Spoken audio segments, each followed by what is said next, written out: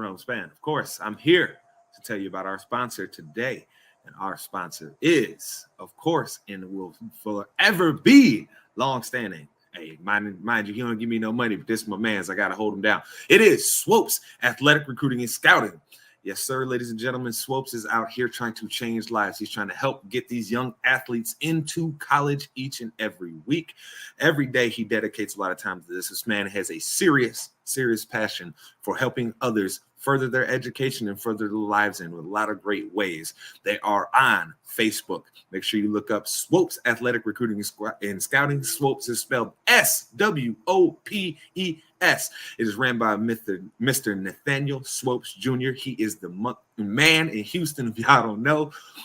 Yes, make sure you go check him out if you're trying to get your kid into school, or hell, if you're even a kid here that's thinking about going into school and you want to try and keep playing, keep your athletic career going, make sure you go check out Swopes Athletic Recruiting and Scouting. He is the man that is going to help you keep that dream going. So make sure you follow them on Facebook, and you can get right a hold of Mr. Swopes there. He will help you get into college and keep your dream going for continuing to play your sports. So again, people, Swopes Athletic Recruiting and Scouting. Check it out now. Help change some kid around you that you know's future, or hell, even your future.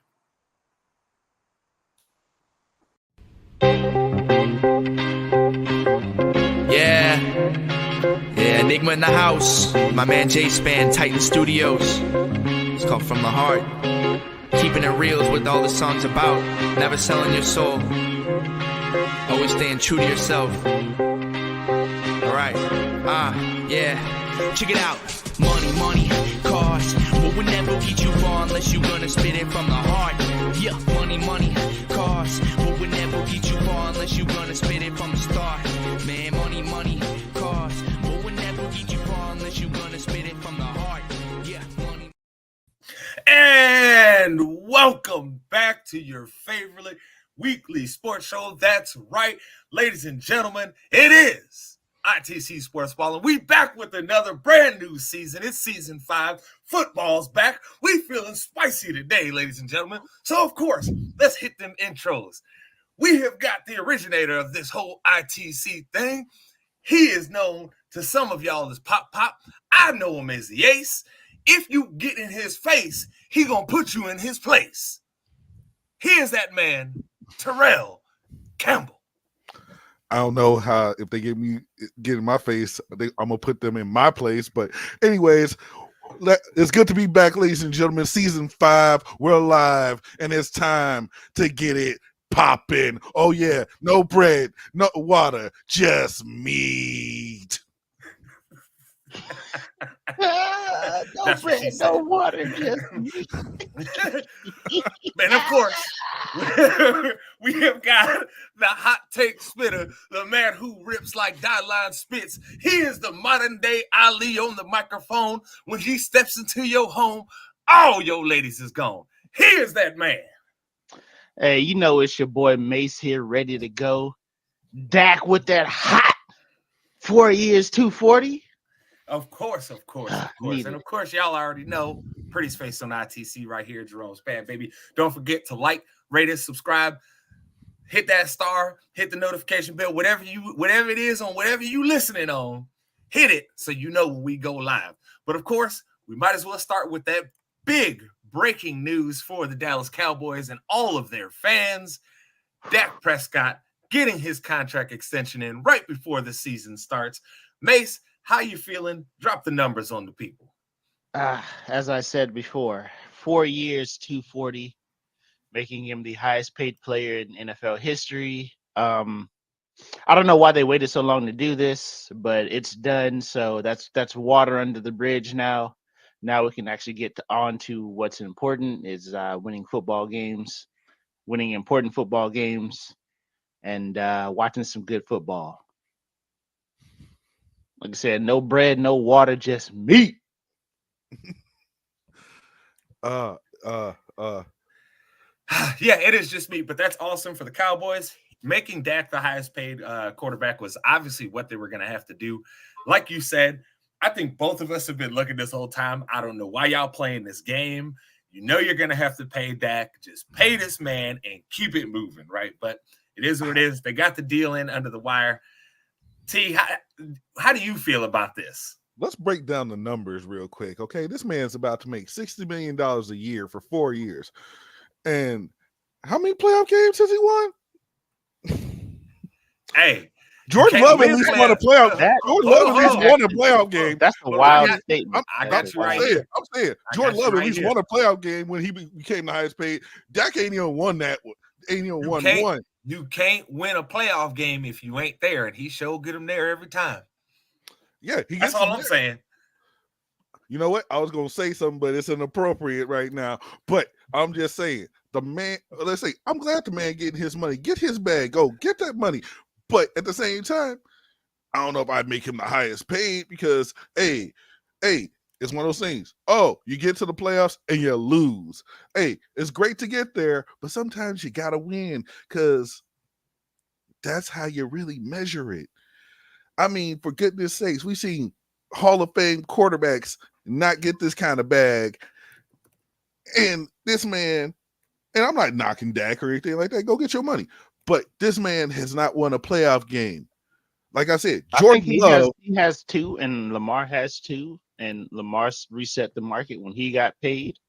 But see, Trevor Lawrence reset the market when he got paid. Lamar has actually been to the championship game for the conference. Has Dak? I mean, losing in a conference championship game, I don't think that's something to hang your hat on. Yeah, but you know, pop off. But losing in your first playoff game during every single season doesn't, they say, ain't nothing to pop off about either. At least if you get to the championship, they know you can get there. But you know what? Hey, I'm gonna let the Cowboys fans wallow in sorrow because guess what? I haven't wallowed in sorrow in a very long time, brother. What are we talking about here? My team has been good. Yeah, your team's been good except in the playoffs. Doesn't matter, bro. If we get there, we got a shot. It's not like if Dallas makes the playoff, they're the only team with a 0% chance of winning a playoff game.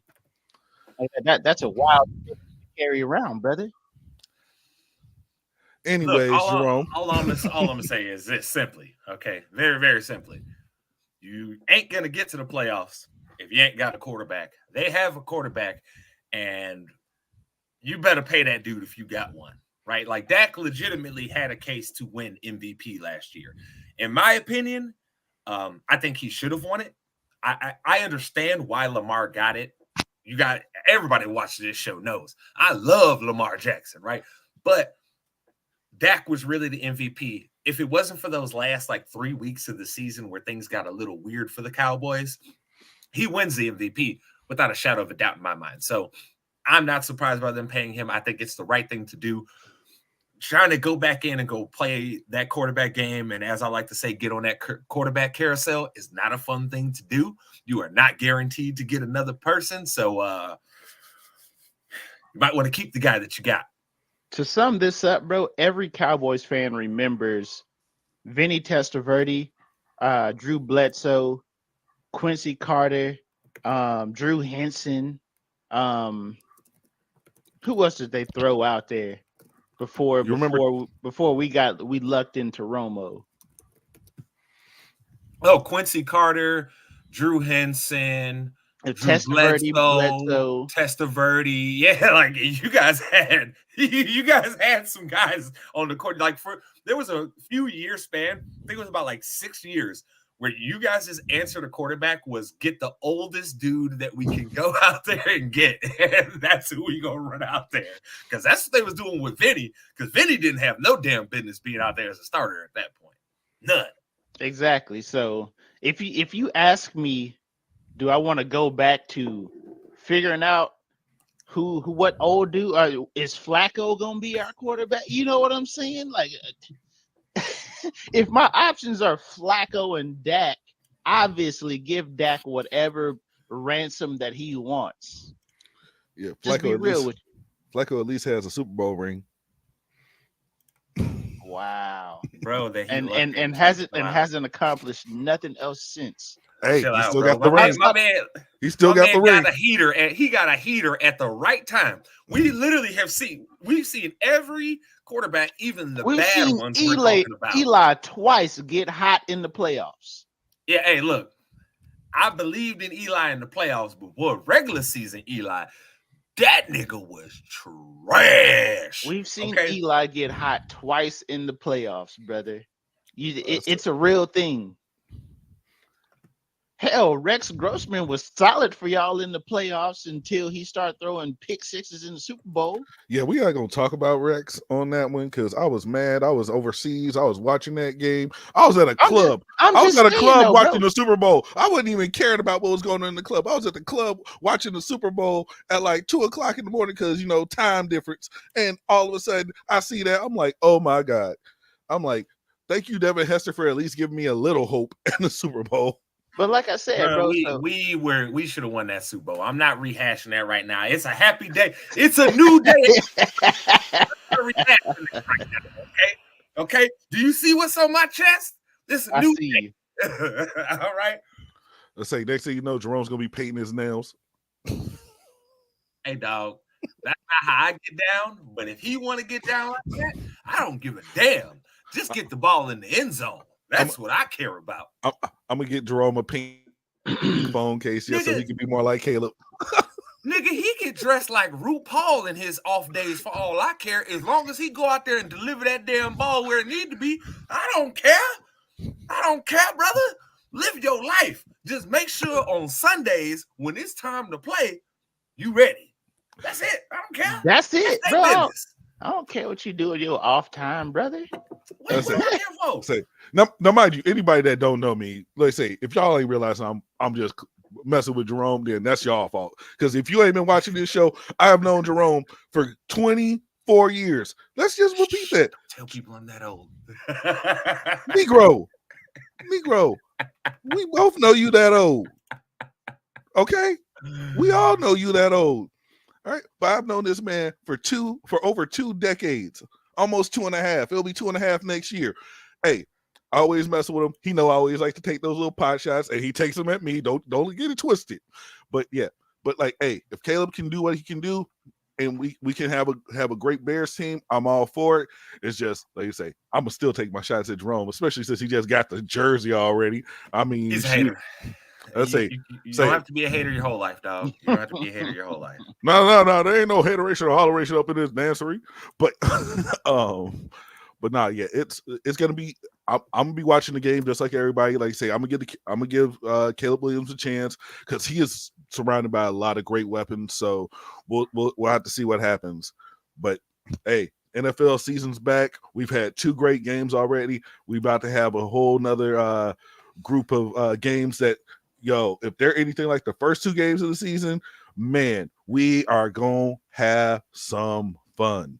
I just want to say, I think Real understands what I'm saying here. When I say, hey, brother, I don't care. You can dress like RuPaul if you want to. I don't care. As long as you get them dubs, that's what matters. Appreciate you, Real, for coming through. And also, shout-outs to big Damien, bro. Damien come through with us like every time we own. So shout-outs to Damien, bro. We appreciate you, brother. Really do.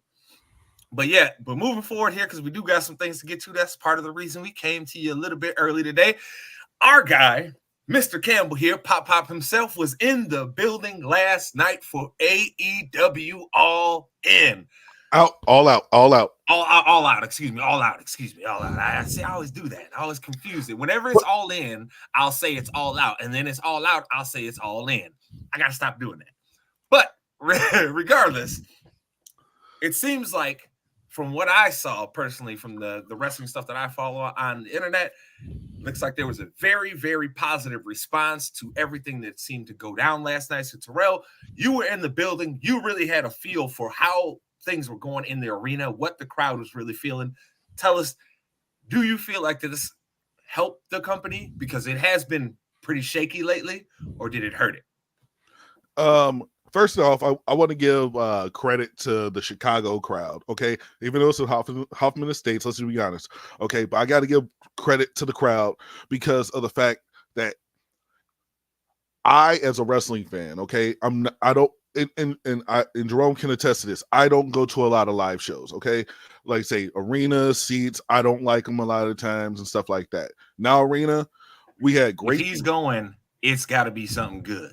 Right now, arena, great venue, great seating. I think I was sitting in the 100 level. I could, like say, I didn't even have to look at the screen. I could look right at the ring and be good. But I gotta give credit to the crowd though, because during 0 hour, Dustin Rhodes came out and the crowd stood up in respect to this man. This man has been doing this for four like 4 or 5 decades. Okay, let's just be honest. That man's been started wrestling in the late 80s, so he's been doing it for some times. The crowd respects that man so much. But I will tell you right now, like I say, out of all the people that were on that card, and I'm gonna ask you both, who do you think got the biggest pop of the night? Because, like I say, for me, I know who did in that building because I felt the building shake when this man came out. But who do y'all think got the biggest pop?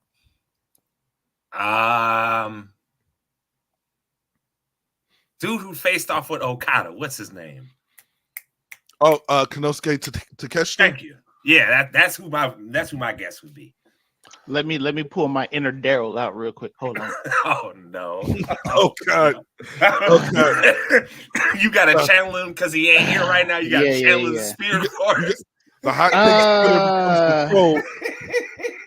pops, no pops.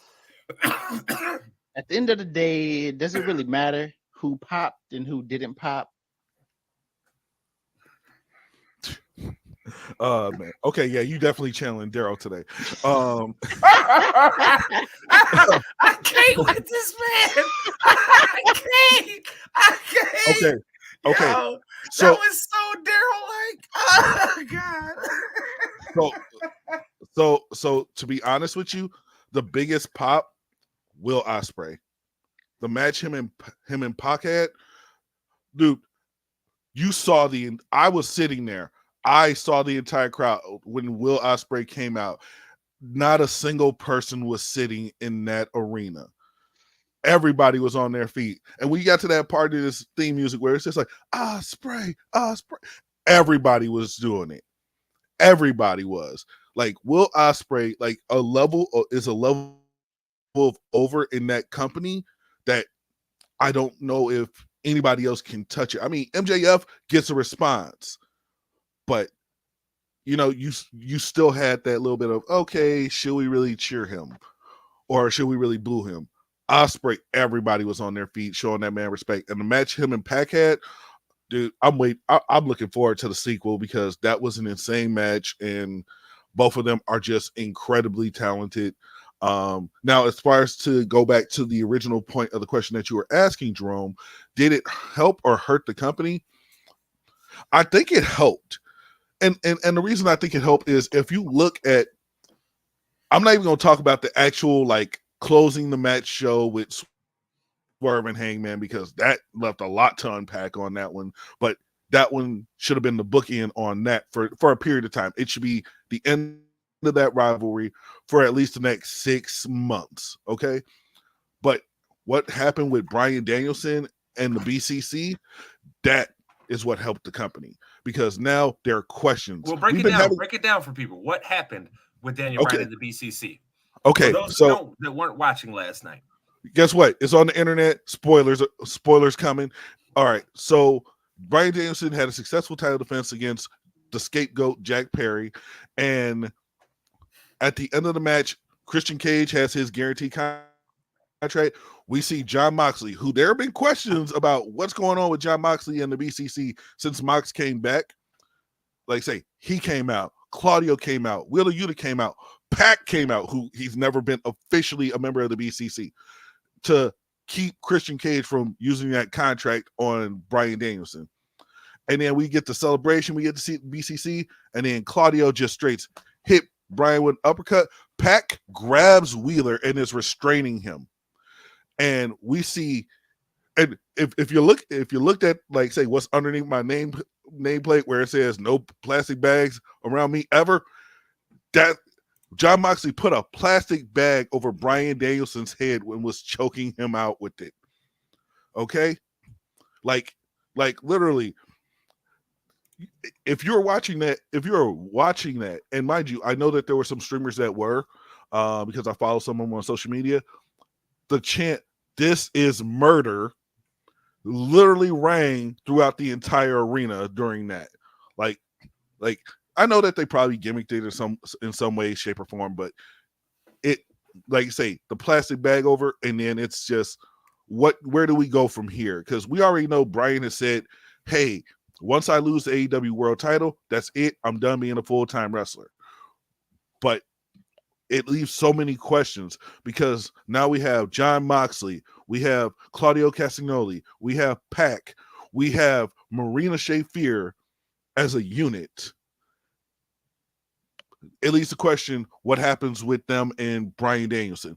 What happens with Wheeler Yuta and the rest of them, because they didn't attack him. They restrained him from helping. So it leaves a lot of questions to be desired at this point in time, because I'm stoked to watch Dynamite on Wednesday. The only question that really matters is oh God, will they be able to pop next time? See, I think AEW, like say, because I've watched a lot of AEW shows, and I'll be the first one to say that, yeah, I want them to do something different with the pay-per-views, because dear Lord, like you're talking, like if you go from 0 hour to the end of the show, you're talking 5 hours of wrestling, okay? And I love wrestling, don't get me wrong, but sometimes it's just like, God, this is taking forever. I'm just like, when are we? Oh my God, this is a long show, you know? But at the same time, it gives the talent time. I mean, I think the only thing on that show that kind of wasn't a help, and this is where my inner Daryl is going to come in, is Mercedes Moné. I don't even think that's being inner Daryl, because I have said it openly on our show, T, and I said it openly to you guys. Her performance in AEW since she's gotten there has been at best lackluster. At best. And that's being kind. That's me speaking as a fan, trying not to go overboard as some people like to do, right? I'm trying to be reasonable about it. But T, I cannot think of one thing she has done since she came to AEW that makes me, as a Mercedes Moné fan, say that was awesome. Not once. So I think anything you say on that, any critique you give is completely fair. I think so. And mind you, like say, and I was having this discussion with Debo, let's say, who's a friend of the show, a good friend of mine. Shout outs to Debo. I say he might be watching right now. Who knows? I don't know. He might be doing his own thing. He might be getting ready for football. Hey, I know. Debo, if you watching, your ass better come with a real costume this year to the party. You better come with a real costume, nigga. Okay. Don't worry. We gave him an idea, and maybe he'll execute it, maybe he won't. But no, he better execute it. He better. But me and Debo better have a costume on. But me and Debo were having this discussion. It's just, if you look at who she was working with back when she was with, the E, she was working with people that could make her look super good. She has not worked with that type of person in AEW. She's worked with Willow Nightingale, who, her and Chris Statlander, great match last night. She's worked with Britt Baker, who Britt's good, but at the same time, Britt couldn't really bring out that great match in her. And we're not the first people. I'm not the first person to say that. A lot of other people have said that. Like I say, when she's wrestling certain people, she has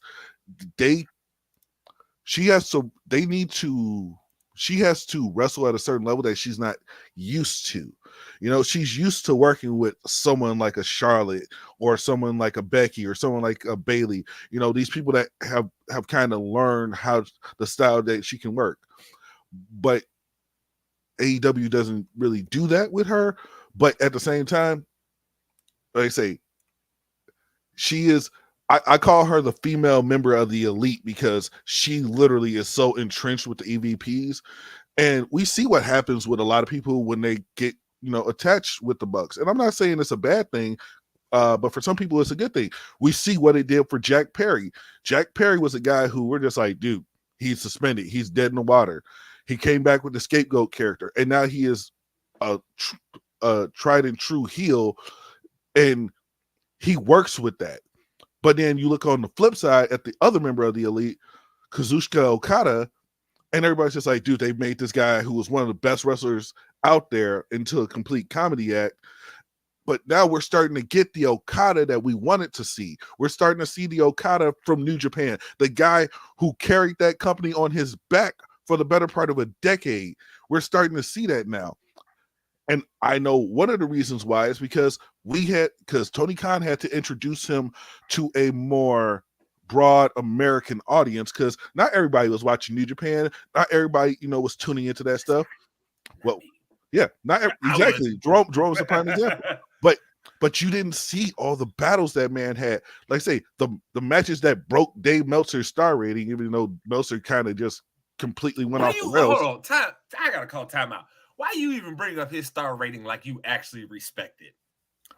You don't respect his star rating. At one point in time, I did, and then when he started giving 7-star matches, I'm nigga, like, we no. ain't talking about the past, nigga. We talking about the present. You Hold haven't on. respected that. Hold on. Since we was live on air on doing Inside the Cage. You haven't respected this in years. Nigga, as a matter of fact, you've probably not respected his star rating about the amount of time that you probably respected it. So, like, what are we talking about? We're doing it retrospectively. Wait. I said 1 point, and they broke his star rating. And after that, I stopped respecting the star rating. Okay. So let's just be honest. You ain't respect his star rating really before that, T. Because I remember specifically, you came on air. I think it was after like a Hell in a Cell or something. And somebody had an awful match that Dave gave them like 5 stars, and you had lost your mind on the show. I can't remember who it was. I remember it was a Hell in a Cell pay-per-view. I absolutely remember. Oh, see? Hey, Daryl up here saying. See, look, even though he can't be with us this morning, he watching it. You see that? He letting y'all know off top. Let's say they're over there just like, I notice you watching me.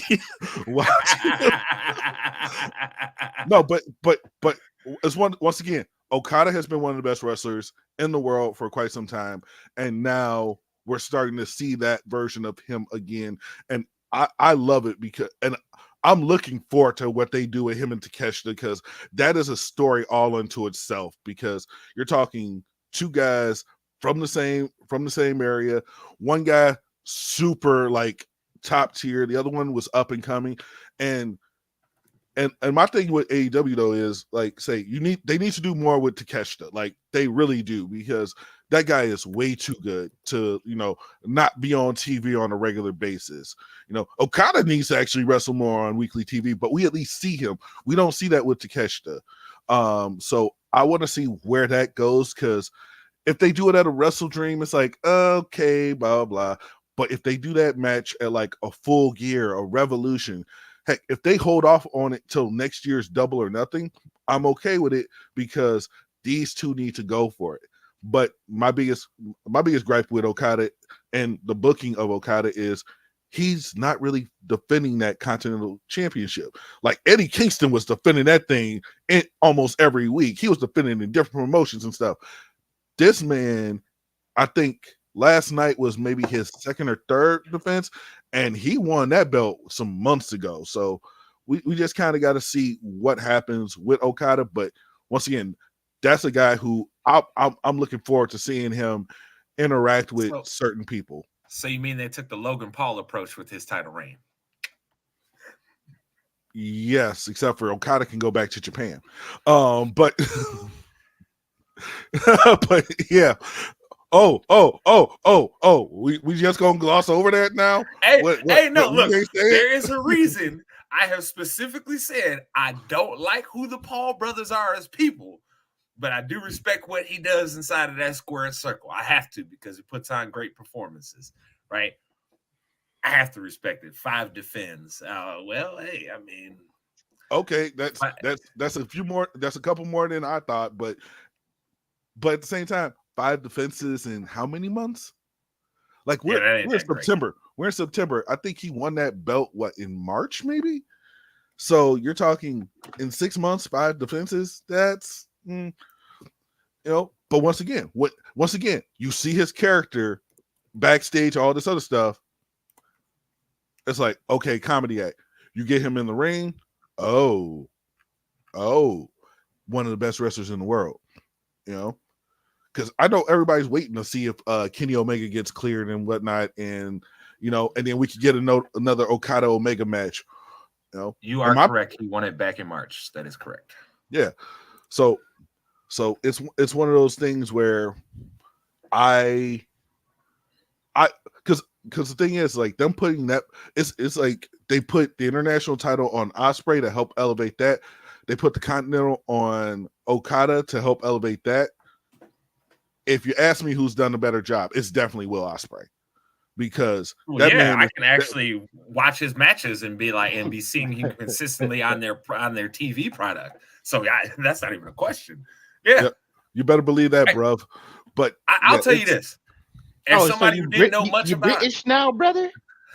Hey, you're British, bro. Let me. You're British now. Let me tell you something. I don't got to be British to appreciate Will Ospreay. That man is hilarious, okay? Trust me, I have seen him on the Jericho cruise just partying it up. Like, that man had a drink in his hand every time I saw him. And if he didn't, he was going somewhere to get some food. But yeah, that man was at the pool hanging out. That man was chopping it up with people. Hey, on the cruise, somebody brings some busted up 24/7 title that you can challenge for. That man won that belt on the cruise and then immediately forfeited it to a kid. It's like, let me get this right.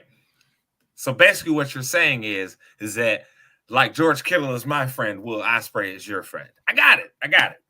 So now y'all meet and have scones. Y'all be y'all. Number one, meeting up for some fish and chips. Number one, y'all eat scones together, brother. Number one, knowing Ospreay, it'd be a pint. But oh no. But number two, but no, I'm saying like I say, whenever y'all I go on those scones and a gaff together or something. What's going on? I say, no, whenever I saw Ospreay on that cruise, I was just like, dude, this guy is just having a blast right now. He is just enjoying himself. Like I say, I interacted with him a few times, blah, blah. Like, if I had a picture with Will Ospreay, y'all would have seen it by now. But yeah, it was just like, hey, I'm gonna let that man enjoy himself. If there's one person who I would say that we kind of built built a rapport with off the cruise that I saw multiple times, and every time he saw me, that's like, man, you in the same spot I saw you last time. It would have been Flip Gordon, because every time he saw me and every time I saw him, it's like, what's up, Battle? Because he's ex-military. Every time I saw him, it was literally just like, man, you in the same spot I saw you there. I'm like, man, he's like, hey, at least you consistent. But hey, yeah, sounds like T was sauced up. That's why he was stuck in that spot. That's why he wasn't moving. He was stuck in the sauce. I was on vacation. What do you expect? I mean, come on. I understand. I ain't mad at it. I ain't mad at it at all. Say best believe. Hey, you know what? I take one actual vacation a year, and it's time to let the guard down, because you know what? The questions I have for if I'm going to imbibe are all answered there. How am I getting home? Oh wait, I'm on a boat. I know where my room is. I know I can walk there, so we good.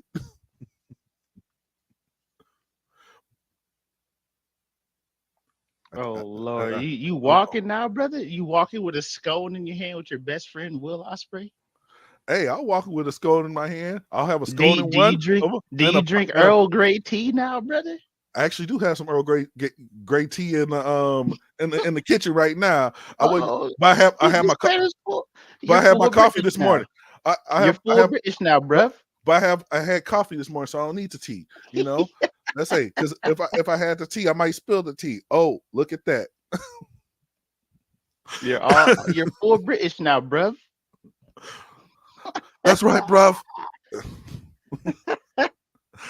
Jerome's over here just like, oh God, what the heck just happened?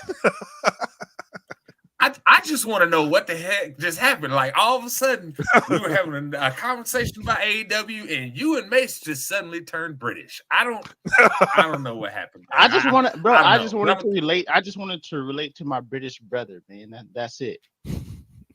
That's all. Shut up. That's I'm all. done with you. Moving on. While we're over here talking about relating, the crowd has been relating big time to Jey Uso, and honestly, with his name being main event Jey Uso, it's kind of strange that every time that they put him in a big match, that's a solo match, he's been catching L's. So, my question for you, gentlemen, is: has WWE been misusing and wasting Jey Uso's heat? Because we know the organic heat that he's gotten, where the crowd is responding to him, that they love him, that doesn't last forever unless you give that guy the eventual payoff for the fans. So do you feel like WWE at this point has kind of wasted that momentum with Jey Uso? I'm gonna say yeah. Before pop go off, I'm just gonna say yeah, man.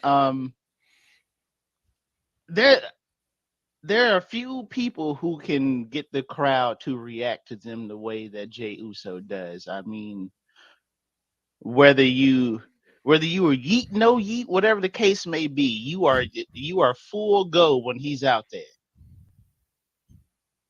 I mean, hell, what was it last Monday after the show ended? They got Damian Priest to finally give a yeet. You know what I'm saying? You know what I'm saying, bro? My man is juiced right now, bruv. So of course, of course, you definitely have to. I definitely feel like they're wasting Jey Uso right now. Like, bro, main event Jay, and my man's not winning main events. It don't even matter what the main event could be. It could be like a main event as a hot dog eating contest. He's got to win, bro. If it's the main event, it don't matter what the main event is. Like legitimately, like every other week, they should just have a random main event, like 5 minutes after the last match with Jay in there doing something crazy and winning. And he's main event Jay, bro. You know what I'm saying? After the main event, here's the real main event. It don't matter. Just put him out there. Just take advantage of the main event Jay while it's still hot, while he still has the heat, while he still has the crowd. Take advantage.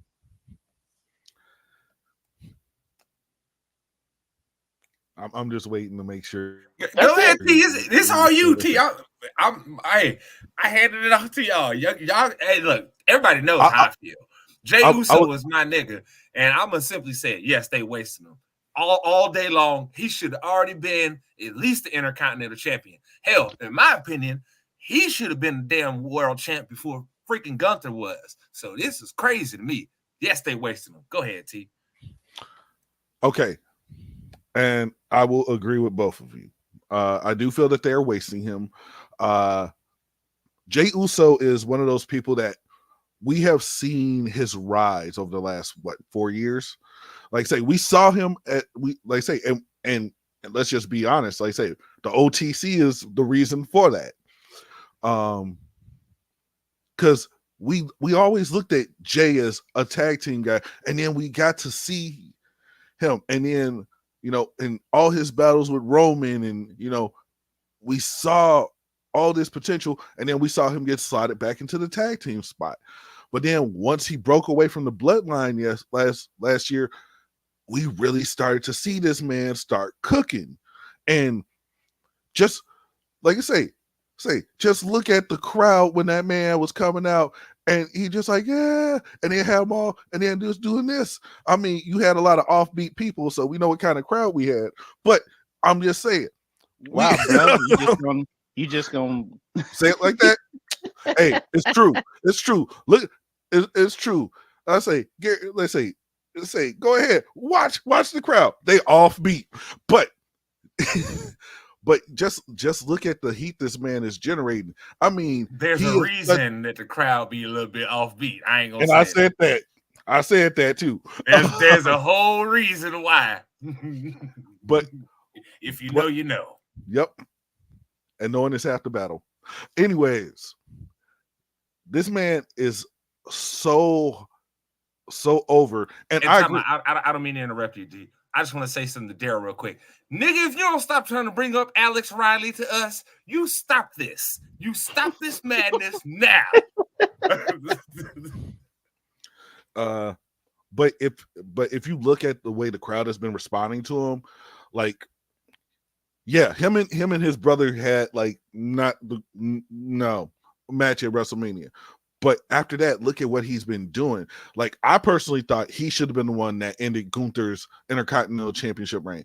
Give that man his first singles title, you know. And the thing is, with Jey Uso, he's one of those guys where, yeah, you give him that belt. We don't need a long run. Like 2-3 months is, you know, would be sufficient.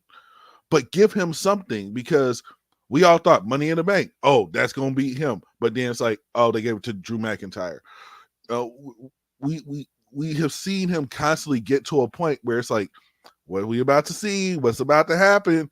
And then he loses the big match. But, you know, like I say, we're probably going to see him and Braun Breaker at Bad Blood. And I don't see them taking the IC belt off of Braun Breaker anytime soon, because that would just kind of kill the momentum that they got with Braun. But I disagree. I disagree wholeheartedly with that statement.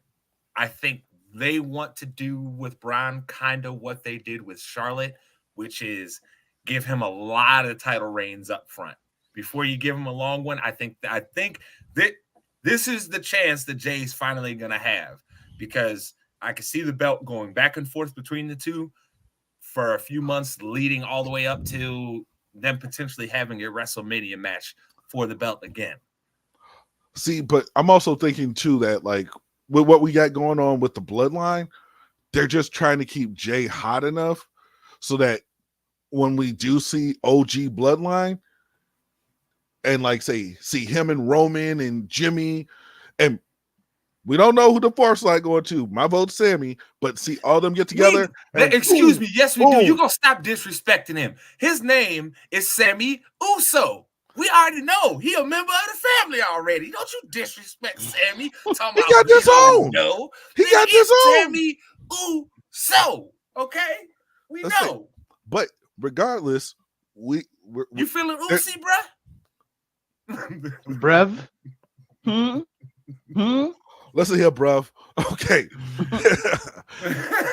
I'm just saying we're expecting to see that happen, and it may happen in enough time for Survivor Series War Games. But at the same token, we don't know what's going on in Triple H's mind. We don't know exactly how the story's going to play out, and that's the best part. We don't know what's going to happen, and I love that, because for years I could be like, this is going to happen, this is going to happen, this is going to happen, this is going to happen. There have been so many twists and turns with the bloodline story that for you to be like, because like say, we were expecting Jacob Fatu to debut like 2 months earlier than he did, and it didn't happen. Let's say we're expecting we're people are still on the watch for Hikuleo, the other brother of the Tongans, you know, of Tama Tonga and Tongaloa. That man is signed. We don't know when he's going to show up. So it's one of those things. It's just like, yo, what's going to happen when we get to a point? Because Roman's going to need backup, especially when, as Corey Graves likes to call him, you got the walking warning shot known as Jacob Fatu around there. And plus, think about it. And mind you, I have to say this dream matchily, because we've seen some kind of missteps by somebody that's in that would be involved in this situation. But who wouldn't want to see God versus the Usos? You know, Tama Tonga and Tongaloa versus Jimmy and Jay. That's a fantasy booker's dream right there.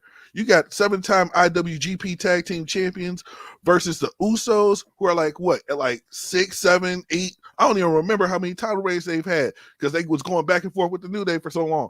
But you're talking about these two teams going head to head. Hey, if the one party can get their stuff together, then you know what?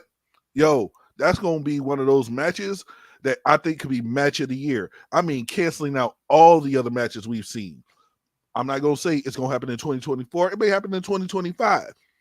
But we're looking at the potential to have an explosive thing. But when it comes to Jay as a solo star, like, I see him being a world champion with a short reign. I see him being an IC champion with a short reign. But you got to have the right person take the title off of him. So I don't even have an issue with short reigns. It's just give him something, man. Like you can't just have all this response from the crowd. Like, dog, I can tell you, being live in Philly, right? Every time that Jay came out, the entire crowd was on their feet. You're talking like 60,000 people. Jerome, can I ask you a question? How many people were on beat?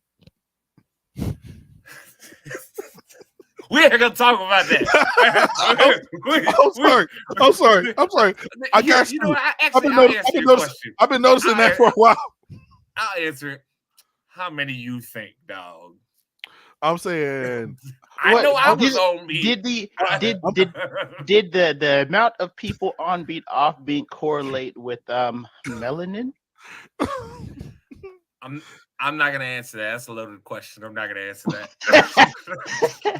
I'm gonna say about 10% because that might be what was represented. Like I said, if you know, you know.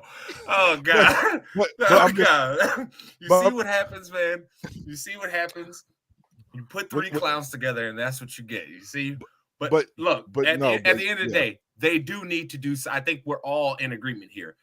They need to give Jay some solo runs before the mystique wears off and everybody wakes up and looks up and says, wait a minute, how we call this man main event and he'll never win no main event? You know what I'm saying? Like they got to do it before people wake up.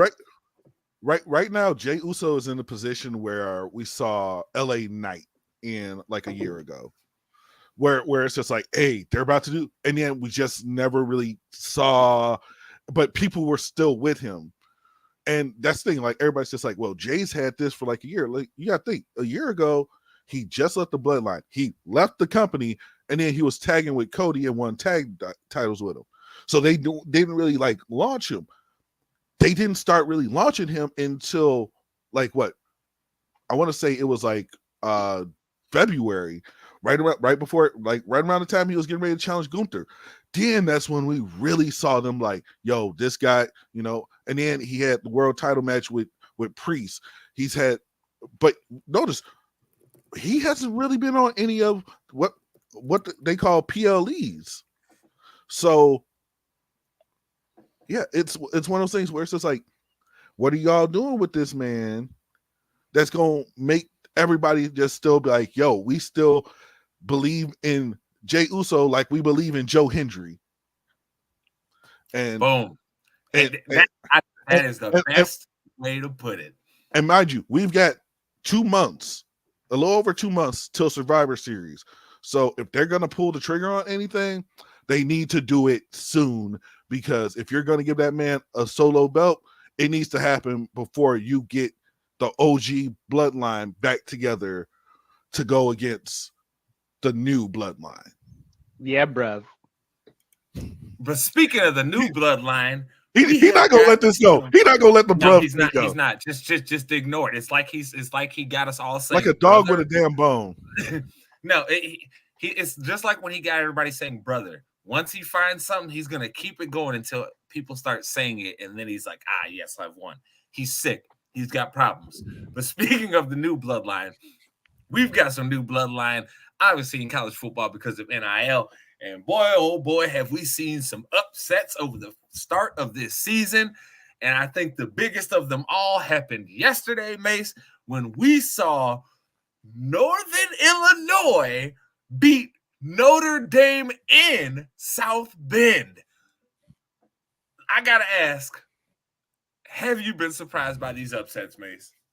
I am going to say yeah, bro, because at the end of the day, Notre Dame paid that team a little over $1 million to come in and take a L, and they said, I'm from round the way. I'm leaving with something. As I said, I'm leaving with something.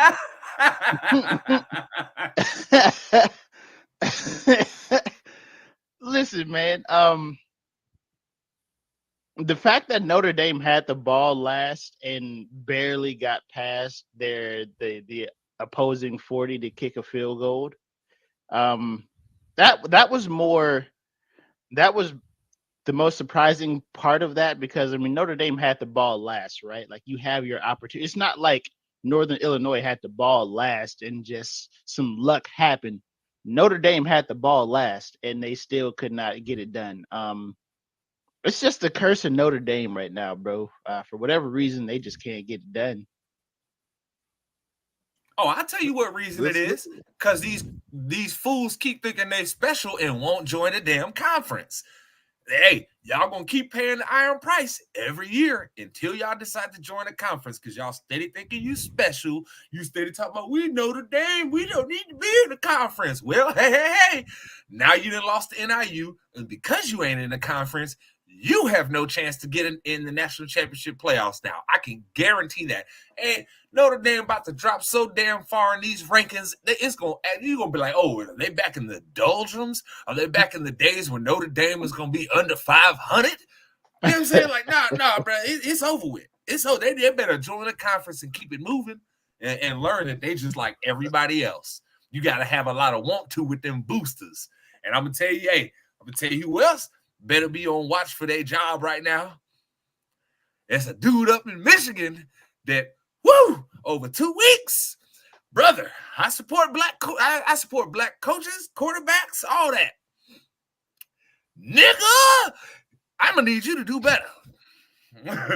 We looked sorry against Fresno State, and then Texas came in and beat the dog piss out of us in the big house. That's unacceptable. And that's why Mace got that damn smirk on his face, because he already know. Oh, yep, his team came in and beat the dog piss out of mine yesterday. That's why he knows. That's why I didn't even text him after it got ugly. He was like, oh, nigga, we know what it is. This game over with. That was a statement game. That was a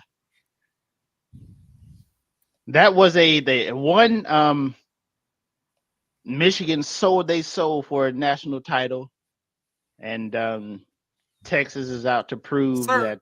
Sir, excuse me. Nothing has been proven by the NCAA, so I don't know what you're talking about. I truly don't know what you're talking about. You gonna take the NCAA's word on something, Mace? No, I just said Michigan sold their soul for a title, bro. They left it all out on the field last year. No, we left it all with our head coach that is now the coach of the Chargers, nigga. And I get the feeling. Hey, look, I'm gonna tell you something. This is a bad feeling. This feels a lot like when we brought in that bum from West Virginia, and it went bad real quick here. So this isn't feeling good, Mace. Like, we weren't even competitive yesterday. That was embarrassing. Like, I was having fun, laughing at Florida State for a little bit, and then my team played Fresno, and I was like, oh no, this isn't good. And then we played Tall, and it was like, oh God, it's exactly what I thought it was. Oh no. Oh yeah, I think this game was more about Michigan needing to figure it out right now, as opposed to I can figure it out for him, Mace. Put Warren's sorry ass on the bench and put Orgy in the game. This nigga Warren sucks. I don't care if he's been with us in the program. There's a reason his ass couldn't even be out JJ McCarthy, who neither of us at any point in his college career were calling him an elite quarterback prospect. You know what I'm saying? Like, no, bro, get this nigga up out of here. There's a reason we brought in Orgy, because we know this nigga stinks. So get Warren out. He stunk against, look, nigga, you stunk against Fresno State. You stunk against Texas. Do I need to see any more? Mace, if it was you, do you need to see any more? Nah. T, this is your team too. Do you need? I know it's my team. No, I don't. But I want to gloss back over. So they say the NIU Notre Dame thing. NIU had beaten some top 25 teams in the past. Their record against top 10 teams up until yesterday was 0-14. Notre Dame, congratulations. You lost to a team that couldn't beat a top 10 team until you. So people in South Bend, applaud your team, because guess what? They just lost to a team that is not inherently bad, but had never been a top 10 team. And y'all just gave them that feather in their cap. So tip your hats off to them. They just lost to somebody who gonna be playing in Thursday night action, nigga. Like Notre Dame, if you lose to a team that's playing in some action, look, we all love action because it gives us midweek football action, right? We love it, but we know what it is. We know it. Come on, it's the MAC, baby. We know what time it is. I'm just saying. But with all that's happened, I got to ask you both here. Who is the team that came out over these 2 weeks that we've had of the season so far and impressed you? Whose performance has impressed you with what they've done? It can be whether it's a top team, a lower team, whoever it may be, right? Like for me, personally, the team that impressed me the most out of anyone, I have to go Miami.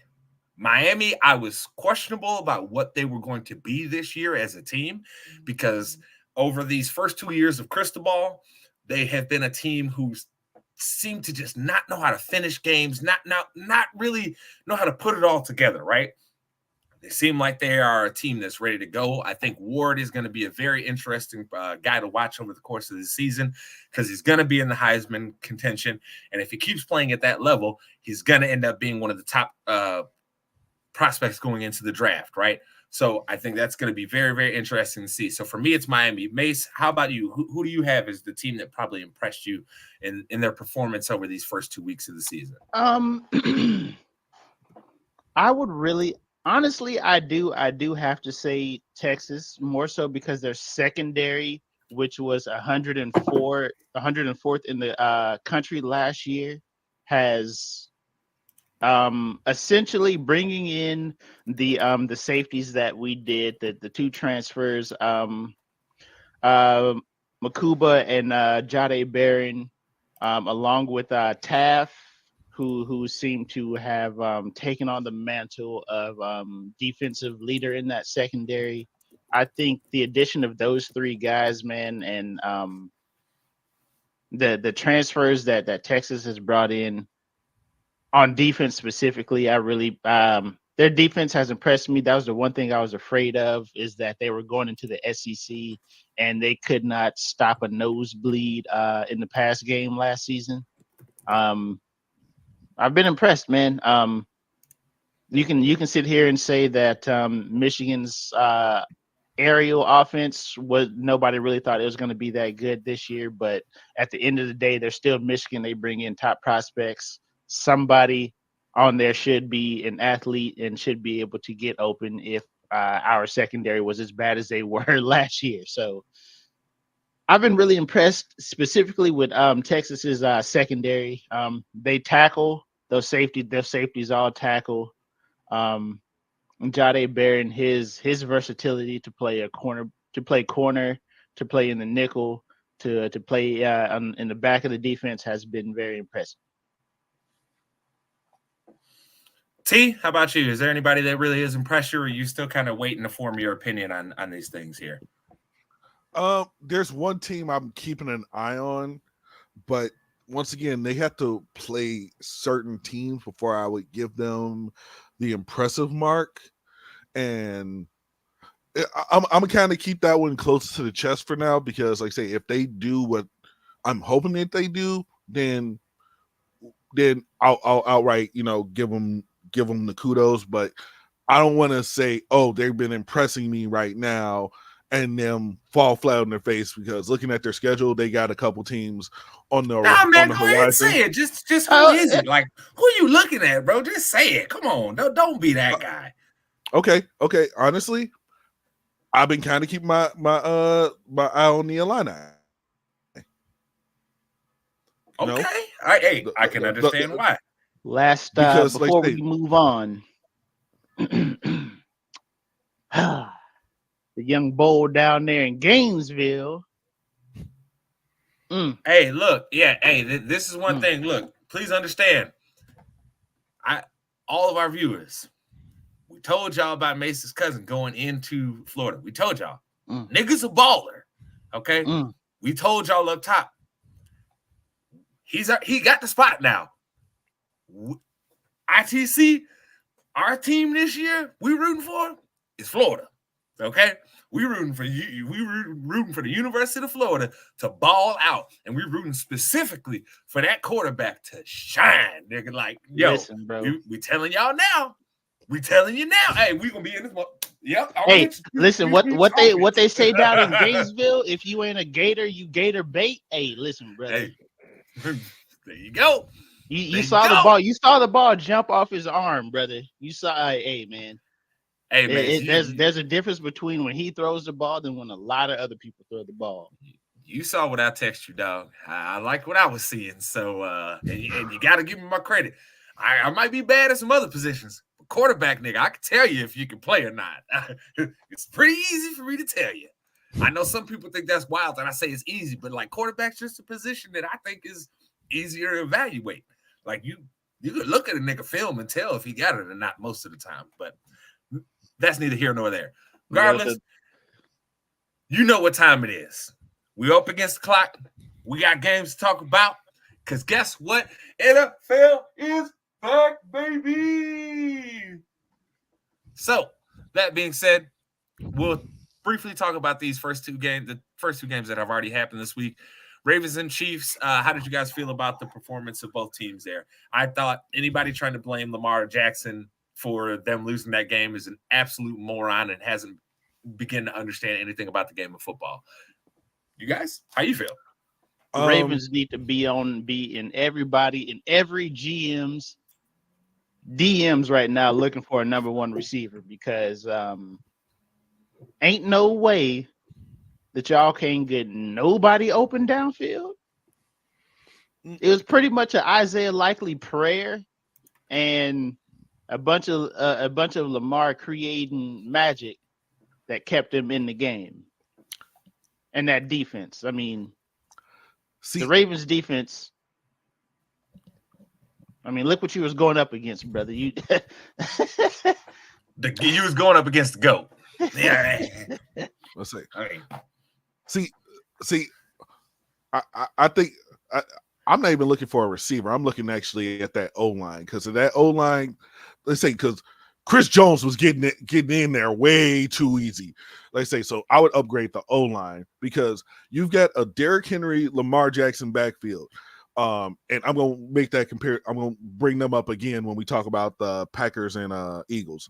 But when you got that backfield, that is a scary backfield right there with Lamar and Derrick, because Derrick's a truck and Lamar, like I say, you give Lamar 2 steps, you just gave him 2 steps too many. You got to be on that man like white on rice. That's just the truth. But I think we need to pose a question to our listeners. What's going to have the more mystique around it? Kevin Durant's height or Lamar Jackson's 40 time? Because they'll never tell us. We'll never know. They'll never be real about it. They'll never be honest about it. Which one is going to carry the most mystique? I'm going to have to go Kevin Durant's height because he's always going to tell us he's shorter than what everybody else tells us he is. Like niggas that play against him say he's taller, and we see him standing next to a 7-footer dudes that are 7 feet, and he be taller than them. So it's like, nigga, how tall is you really? Is you just saying you 6'9" because you don't want to be forced to play center? Is that what this is? You don't want them to be like, that nigga should be a center. Is that what's going on, KD? Because if that's the case, nigga, no, we don't. We passed that, okay? They're not gonna put you at center, KD. It's okay. It's okay. But moving forward here, Eagles and Packers, first NFL Friday night game that we've had. Wild experience watching that on a Friday night. I don't know about you guys, but it did throw me off just a little bit. But Eagles ended up looking like they've kind of turned the corner from a lot of their problems last year. Mace, I mean, they were a team last year who was consistently pooping away games in the fourth quarter, right? They really seemed to get it together in the second half. They, in my opinion, they really had the advantage throughout the course of that whole second half. It really felt like it was their game to win or lose, right? So I think that the Eagles have maybe righted the ship a little bit. I still have questions about their defense because their defense was still giving up some stuff that it was like, oh my goodness. But the last thing I will say, and I will pass it off to you, Terrell, here. Jordan Love, my man, like throwing a lot of them YOLO balls, man. He be YOLO. Like, hey, the boy got hella talent, but boy, you remember when we used to talk about Mace when we was clowning Josh Allen because he was out here throwing down the field in the double coverage high balls to square bodies. I feel like Jordan Love got a lot of that in him too, where he just like, I can do it. YOLO. He's got way more Brett Favre than Aaron Rodgers in him. We'll just say yes. He's got way more Brett Favre than Aaron Rodgers in him. I think that is very apropos. But all right, moving into this week's games, right? This week's games, because I don't want to get us stuck talking about the Packers and the Eagles, because we got plenty of time for them all season. This week, 12 o'clock slate, got Panthers and Saints. Mace, who you got? I got the Saints. T, who you got? I'm going Saints. Yeah, this is a Saints sweep here. I don't think any of us believe in the Panthers quite yet. Not just yet. I think they're a team that is most definitely, you got to show me before I believe it. But moving on here, we've got the Vikings and Giants. Mace, we know Sam Darnold's going to be coming out here for the Vikings playing quarterback. I'm not even going to ask you who you got. I'm going to preface it to you in this way. Do you believe in Sam Darnold? Because that'll tell me if you do who you think's going to win. Do you believe in Sam Darnold?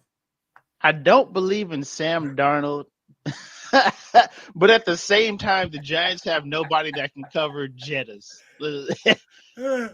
They've got nobody that can cover Jefferson or Jordan Addison. So it's a toss-up, but I'm going to have to say Giants just because I believe that they probably have the better offensive coach. Man, probably the better, and definitely the better defense. So, but like I said, at the end of the day, Giants can't cover Jettas or Jordan Addison, in my opinion. So, if the Giants front seven don't ball out, then the Vikings will probably run away with this one. But I'm gonna go Giants though, because I think their front seven is gonna play hard. All right, T. Do you believe in Sam Darnold?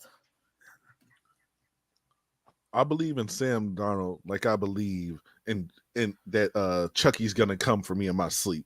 So that should explain everything. So you're picking the Giants too? Yeah. I'm going against y'all. I'm a believe in Sam Darnold for this week. Just for we might have to reevaluate this next week depending on who he playing. But against the Giants, I feel like he got this one, bro. I feel like this one's set up for him to have a good game. You know, I feel it. But Patriots and Bengals here. Mace, who you got? I got the Bengals. The Patriots just aren't a good team. I'll agree with Mace. I'm agreeing with Mace. I'm going the Bengals. Let's say there's no way you're gonna have me not pick the Bengals on this one. Yeah, I think this is just gonna be one of those rough rookie games because I think at some point we're gonna see Jacoby Prescott go to the bench. Listen, Jacoby Prescott, he probably about a year. He probably about a year past expiration at this point, dog. The game didn't caught up with him. Okay, Father Time is undefeated for a reason.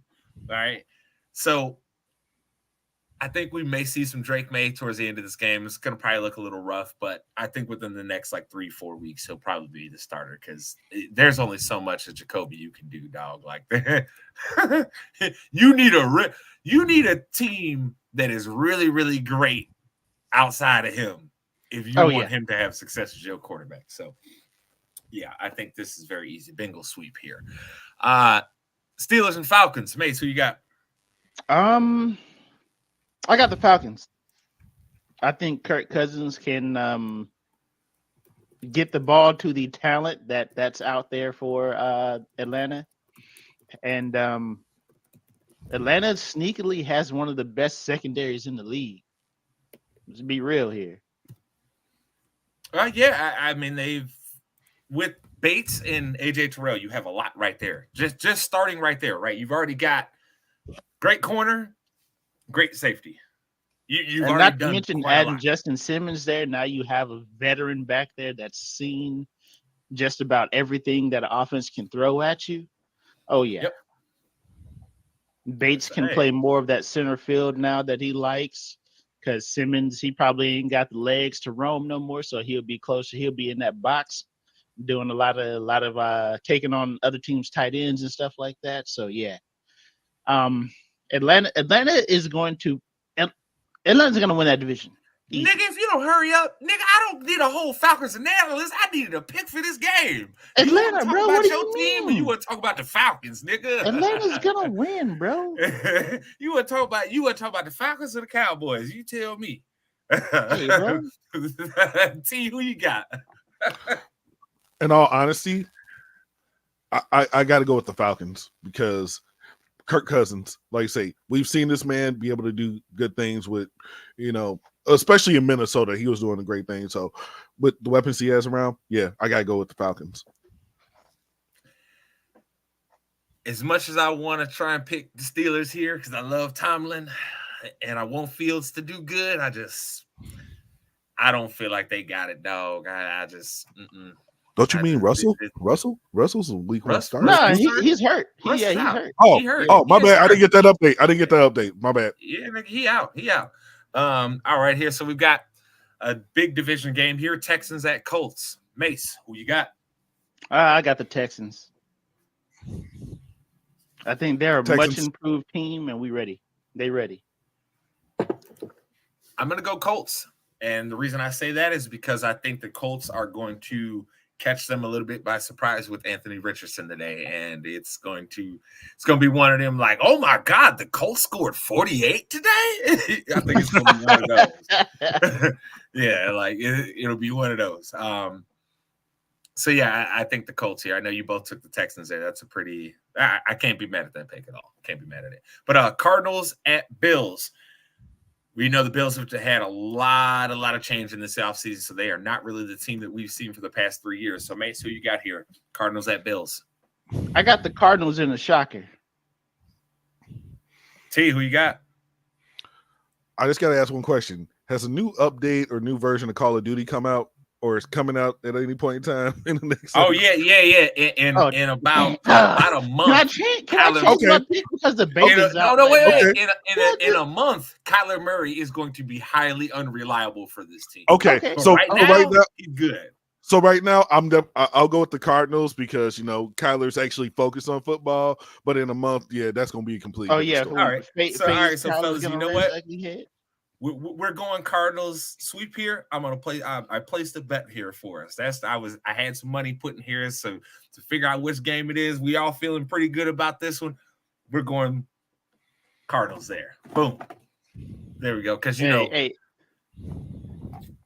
we all know in a month when Call of Duty Black Ops 6 come out, FaZe Tyler gonna be highly unreliable, brother. He is gonna be spending a lot of late nights playing Call of Duty, so can't count on that nigga there. But moving forward here, we've got Jaguars and Dolphins. Mace, who you got? I got the Dolphins. Early season game, yeah. T, who you got? Definitely the Dolphins. Yeah, I'm going the Dolphins just because typically early in the season they are really, really good, and it's a home game. So, yeah, I'm going to go this. I think it's going to be a close game, though. I don't think either of these defenses are going to get a lot of stops. I think we'll probably see a high-scoring game here for sure. But now the last of the 12 o'clock games, we've got Titans at Bears. Mace, who you got? I got the Bears. I think Titans just have too much defensively. I don't think they're going to be able to keep up. T, who you got? I got to go and bear down Because this ain't the same Titans team we've seen the last couple of years. It's completely Legarius different. Sneed can't cover everybody. Yeah. Exactly. Like, who you gonna match him up with? Allen, Moore? Let's say, is Roma Doomsday gonna be the person he's targeted? We don't know, but I'm going Bears.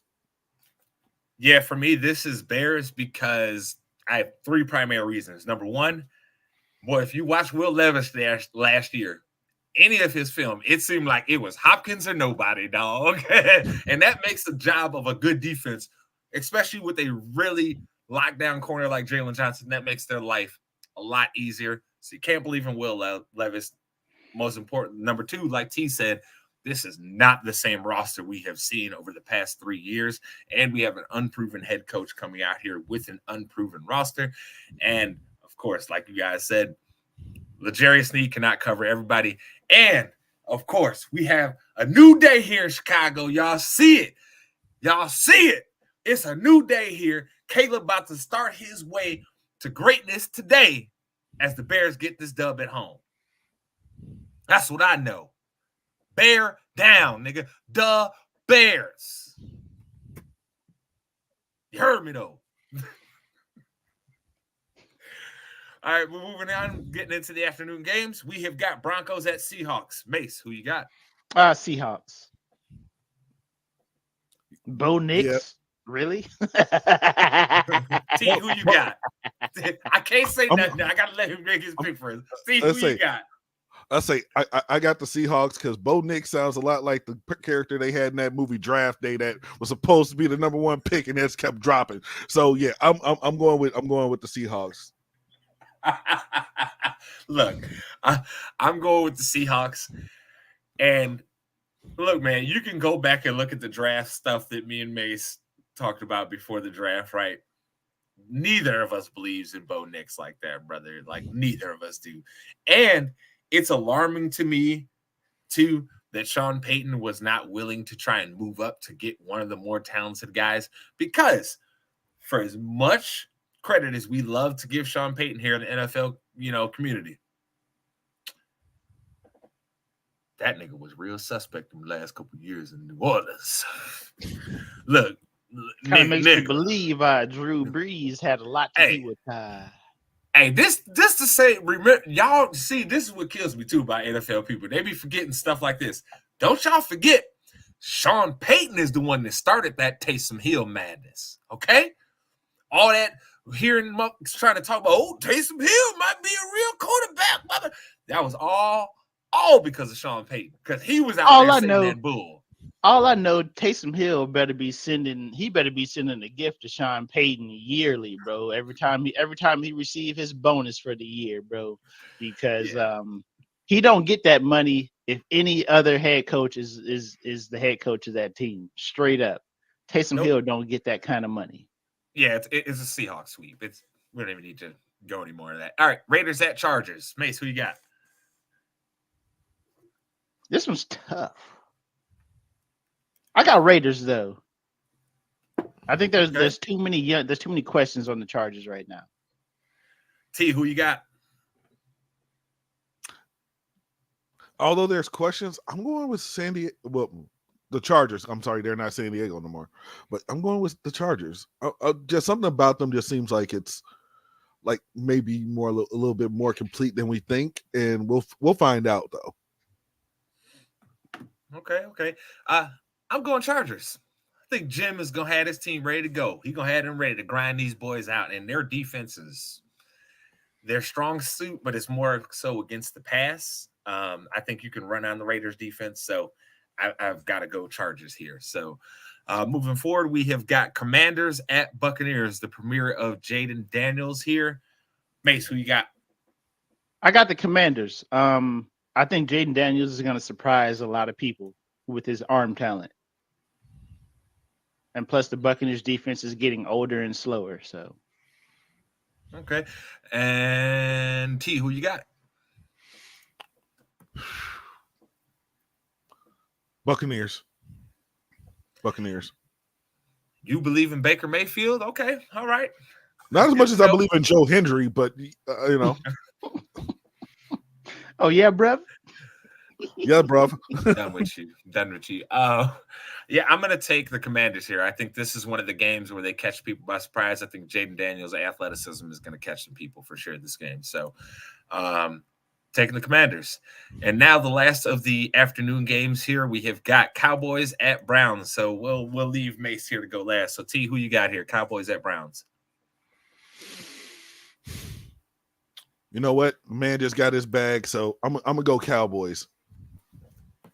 Okay, I am going to go Cowboys because I do not believe in Uncle Creepy. Until he shows me he's back in form, I can't believe in it. And I think the Cowboys defense is good enough to take advantage of it. So Cowboys here. Mace, who you got? Yeah, Dallas. Just for the same reason, man. I think it's gonna be more so watching the mistakes that Uncle Creepy makes.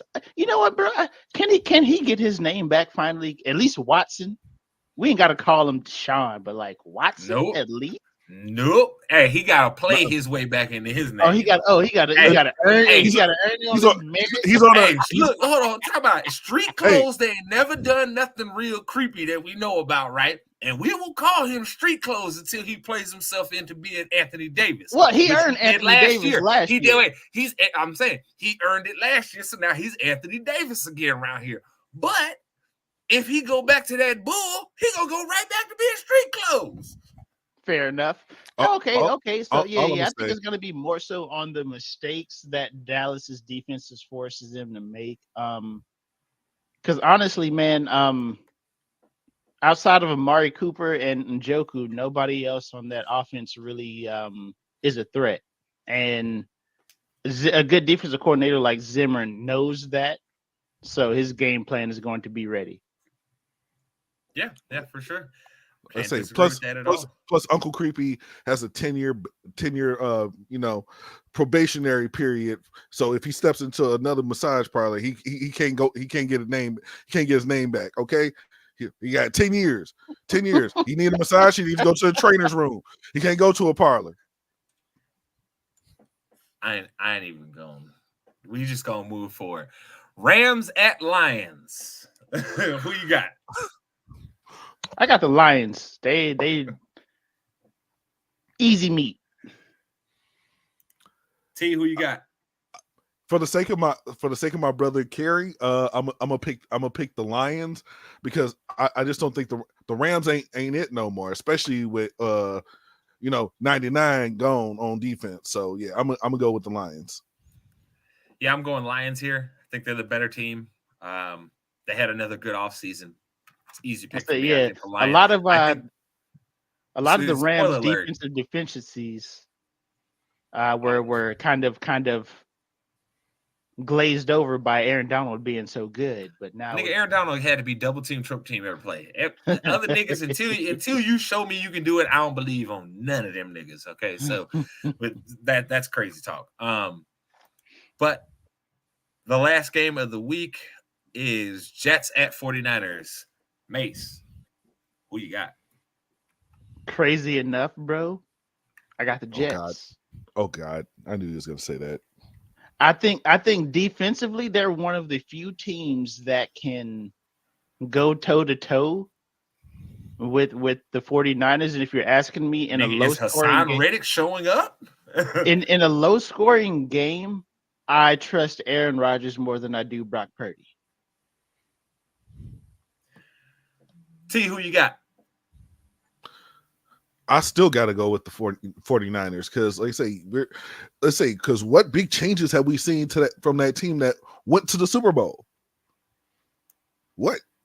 This is still essentially the same team. So and plus, we have not even seen Aaron Rodgers play a full season with the Jets.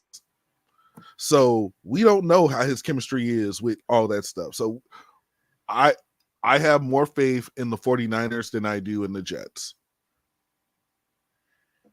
I'm actually the opposite of you, of you, Mace. I actually trust Brock Purdy more in a close game than I do this version of Aaron Rodgers. If we were talking about Aaron Rodgers 5 years ago, probably would have been him. But this version of Aaron Rodgers, I've seen what he is. he's too risk averse to beat a team like the Niners at this point. Because a team like the Niners, you got to be willing to take some risk, and he is way too risk averse. And so I think he loses. Because look, one thing I know about Brock Purdy too, he gonna YOLO. Hey, just like we was talking about earlier with Jordan Love. Hey, sometimes he go YOLO. Let's go. Like he got it in him. So I have to take the 49ers here. Plus, on top of that, I think the 49ers have been waiting a few months here to take out their anger from what happened in the Super Bowl on somebody. And the Jets just happen to be that unfortunate team. And historically, Aaron Rodgers has stunk against this team.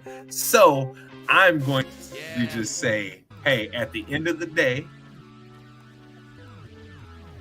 it's 49ers win. But that being said, Mace, tell the people where to find you. You know, man, funky_Steph09 at Twitter, twitch.tv/swaggymace. Hit your boy up. Pop, tell the people where to find you. All right, you can find me at The Real Trey Camp on X or Twitter, whatever you want to call it. _ITC on Instagram. That's where you can find me, bruv. At J-Span the Man, everywhere you either see my pretty face with the ITC logo. Make sure you like, subscribe us, rate us, review us. If you only give us 4 stars instead of give us 5 stars, I'm going to think you're a hater and you want me to think that because I'm a really nice guy and I will call you on your in person. Hey! But that being said, we thank you for joining us for another live, resounding episode of your favorite weekly sports show.